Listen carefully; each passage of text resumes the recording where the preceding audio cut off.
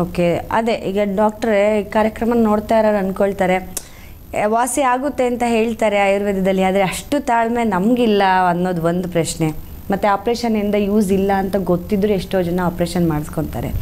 ನೀವು ನಿಮ್ಮ ಎಕ್ಸ್ಪೀರಿಯೆನ್ಸಲ್ಲಿ ಎಷ್ಟೋ ಸಾವಿರ ಪೇಷಂಟ್ಗಳನ್ನು ನೋಡಿದ್ದೀರಾ.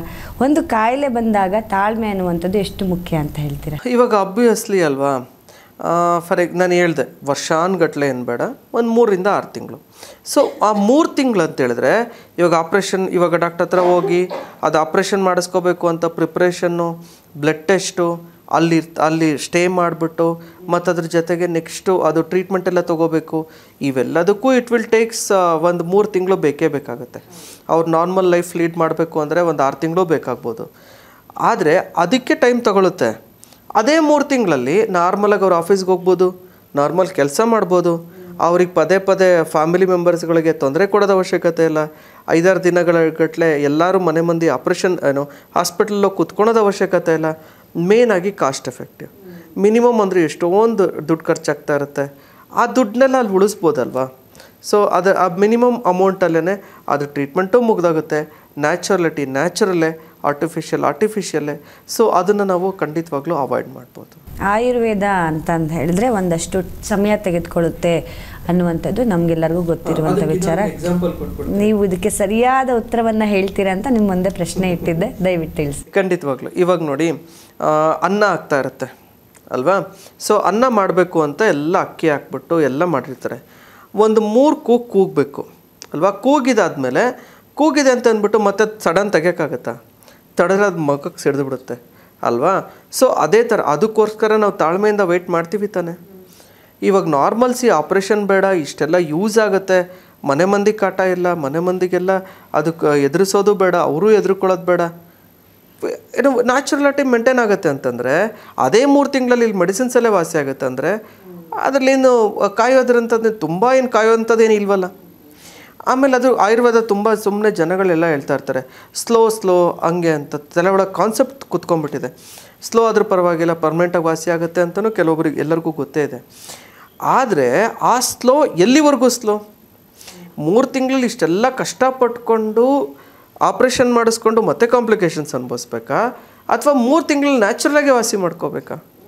ಅದರಲ್ಲೇನು ಸ್ಲೋ ಇದೆ ಅಲ್ವಾ. ಆಯುರ್ವೇದ ಅದನ್ನೇ ಸೂಪರ್ ಫಾಸ್ಟ್ ಅಂತಲೇ ಹೇಳ್ಬೋದು ಇದು ಕನ್ಸಿಡರ್ ಮಾಡ್ಕೊಂಡ್ರೆ. ಅದ್ರ ಜೊತೆಗೆ ಲೈಫ್ ಟೈಮ್ ಕೆಲವೊಂದು ಮೆಡಿಸಿನ್ಸ್ ಕೊಡ್ತಾರೆ. ಆಪ್ರೇಷನ್ ಮಾಡಿದ ತಕ್ಷಣ ಬಿಟ್ಬಿಡ್ತಾರೆ ಇಲ್ವಲ್ಲ. ಲೈಫ್ ಟೈಮ್ ಮತ್ತೆ ಮೆಡಿಸಿನ್ಸ್, ಕೆಲವೊಂದು ಮೆಡಿಸಿನ್ಸ್ ತೊಗೋಬೇಕು ಅಂತ ಹೇಳಿರ್ತಾರೆ, ರಕ್ತ ಸಂಚಾರ ಸರಿಯಾಗಲಿ ಅಂತ. ಇದರಲ್ಲಿ ಸ್ಲೋ ಅಥವಾ ಕಾಯಬೇಕು ಅನ್ನೋದು ಆ ವರ್ಡಿಗೆ ಅರ್ಥನೇ ಇಲ್ಲ ಆ್ಯಕ್ಚುಲಿ. ಖಂಡಿತ ನಮಗೆ ಎಷ್ಟೋ ವಿಷಯಗಳು ಗೊತ್ತಿದೆ. ಆಯುರ್ವೇದದ ಮಹತ್ವ ಏನು, ಕಳೆದ 4-5 ವರ್ಷಗಳ ಹಿಂದೆ ನಮ್ಮ ಜೀವಕ್ಕೆ ಅಮೃತವಾಗಿದ್ದೇ ಆಯುರ್ವೇದ, ಅದನ್ನು ಕೂಡ ನಾವು ನೆನಪಲ್ಲಿ ಇಟ್ಕೊಳ್ಬೇಕು. ಆ ಪರಿಸ್ಥಿತಿನಲ್ಲಿ ಎಲ್ಲರೂ ಆಯುರ್ವೇದಕ್ಕೆ ಮೊರೆ ಹೋದರು. ಸೊ ನಿಮ್ಮ ಪ್ರಕಾರ ಹೇಳೋದಾದರೆ ಆಯುರ್ವೇದ ಅಮೃತ ಆಗೇ ಆಗುತ್ತೆ, ಅಲ್ಲಿ ತನಕ ತಾಳ್ಮೆ ಇರಬೇಕು ಅಂತ ಹೇಳ್ತಾ ಇದ್ದೀರಾ. ಆಪ್ರೇಷನ್ ಅನ್ನುವಂಥ ಒಂದು ಯೋಚನೆಯಿಂದ ಹೊರಗಡೆ ಬಂದು ಅದನ್ನು ನಿಲ್ಲಿಸಬೇಕು ಅನ್ನುವಂಥ ಮಟ್ಟವನ್ನು ಕಾಯ್ದುಕೊಳ್ಬೇಕಂದ್ರೆ ರೋಗಿಗಳು ಏನು ಮಾಡಬೇಕು? ಫಸ್ಟ್ ಭಯ ಬಿಡಬೇಕು. ಹೆದರಿಕೆ ಯಾವಾಗ ಇರುತ್ತಲ್ಲ ಆವಾಗ ಎಲ್ಲಾದ್ರೂ ಸಡನ್ ಆಗ್ತಾನೇ ಇರುತ್ತೆ. ಈಗ ಫಾರ್ ಎಕ್ಸಾಂಪಲ್ಲು ಯಾವುದಾದ್ರೂ ಒಂದು ಇವಾಗ ಕೆಳಗಡೆ ಹೋಗಿದ ತಕ್ಷಣ ಯಾವಾಗಲೂ ಒಂದು ಆಕ್ಸಿಡೆಂಟ್ ಆಗೋ ಅಥವಾ ಏನೋ ನೋಡ್ಬಿಟ್ಟಿರ್ತಾರೆ. ಆ ಭಯದಲ್ಲಿ ಏನಾದರೂ ನಾವು ಗಾಡಿ ಡ್ರೈವ್ ಮಾಡಿದ್ವಿ ಅಂತ ಹೇಳಿದ್ರೆ ಆಬ್ವಿಯಸ್ಲಿ ಅಲ್ಲಿ ಗೊತ್ತಿಲ್ಲದೇನೋ ಹಿಟ್ ಮಾಡಿಬಿಡ್ತೀವಿ, ಆಕ್ಸಿಡೆಂಟ್ಸ್ ಆಗಿಬಿಡುತ್ತೆ. ಅಥವಾ ಇವಾಗೇನೋ ಒಂದು ಲಿಫ್ಟ್ ಕೆಟ್ಟೋಗ್ಬಿಡುತ್ತೆ. ಯಾವಾಗಲೂ ಲಿಫ್ಟ್ ಕೆಟ್ಟೋಗುತ್ತಾ?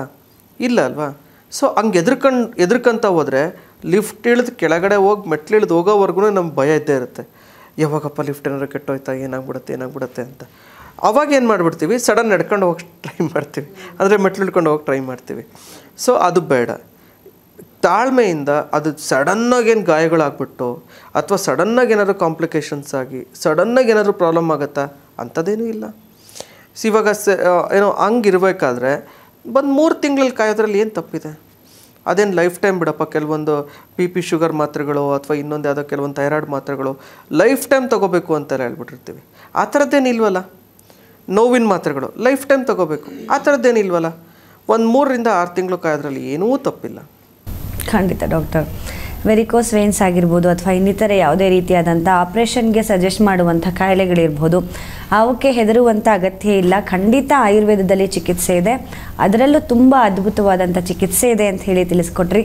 ಬಹಳ ಬಹಳ ಧನ್ಯವಾದ ಡಾಕ್ಟರ್. ನಮಸ್ತೆ ವೀಕ್ಷಕರೇ, ನಿಮಗೂ ಕೂಡ ಆಪರೇಷನ್ಗೆ ಸಜೆಸ್ಟ್ ಮಾಡಿದ್ದಾರೆ ಡಾಕ್ಟರು ಅಂತ ಹೇಳಿದರೆ ಮೊದಲು ಆಯುರ್ವೇದ ಚಿಕಿತ್ಸೆಯ ಮೊರೆ ಹೋಗಿ ಆಯುರ್ವೇದದಲ್ಲಿ ಯಾವ ಥರದ ಚಿಕಿತ್ಸೆ ಇದೆ ಅಂತ ಹೇಳಿ ತಿಳಿದುಕೊಳ್ಳಿ, ಅದ್ರ ಬಗ್ಗೆ ಮಾಹಿತಿಯನ್ನು ತೆಗೆದುಕೊಳ್ಳಿ. ಆಪರೇಷನ್ ಇಲ್ಲದಲೇ ನಿಮ್ಮ ಕಾಯಿಲೆ ವಾಸಿಯಾಗುತ್ತೆ ಅನ್ನೋದಕ್ಕಿಂತ ದೊಡ್ಡ ಉತ್ತಮವಾದಂಥ ಪರಿಣಾಮಕಾರಿಯಾದಂಥ ಉಪಯೋಗ ಇನ್ಯಾವುದಿದೆ ಹೇಳಿ. ಖಂಡಿತ ಇದನ್ನೆಲ್ಲ ನಾವು ನೆನಪಿಟ್ಕೊಳ್ಳೇಬೇಕು. ಡಾಕ್ಟರ್ ಕೂಡ ತಿಳಿಸ್ಕೊಟ್ಟಿದ್ದಾರೆ, ನೈಸರ್ಗಿಕವಾಗಿ ಪ್ರಕೃತಿದತ್ತವಾಗಿ ಬಂದಿದ್ದು ನಮಗೆ ಖಂಡಿತ ಆರೋಗ್ಯವನ್ನು ಕೊಡುತ್ತೆ. ಹಾಗಾಗಿ ಆದಷ್ಟು ಆಪರೇಷನನ್ನು ಅವಾಯ್ಡ್ ಮಾಡಿ ಅಂತ ಹೇಳಿ ತಿಳಿಸ್ಕೊಟ್ಟಿದ್ದಾರೆ. ಇವತ್ತಿನ ಸಮಗ್ರ ಮನೆಮದ್ದು ಕಾರ್ಯಕ್ರಮ ತಮಗೆಲ್ಲರಿಗೂ ಕೂಡ ಬಹಳಷ್ಟು ಉಪಯುಕ್ತವಾಗಿದೆ ಅಂತ ಭಾವಿಸ್ತಾ ಕಾರ್ಯಕ್ರಮವನ್ನು ಮುಕ್ತಾಯಗೊಳಿಸ್ತಾ ಇದ್ದೇವೆ. ಮುಂದಿನ ಕಾರ್ಯಕ್ರಮದಲ್ಲಿ ಮತ್ತೊಂದು ಅದ್ಭುತ ವಿಷಯದೊಂದಿಗೆ ನಿಮ್ಮನ್ನು ಭೇಟಿ ಮಾಡ್ತೀವಿ. ನಮಸ್ಕಾರ.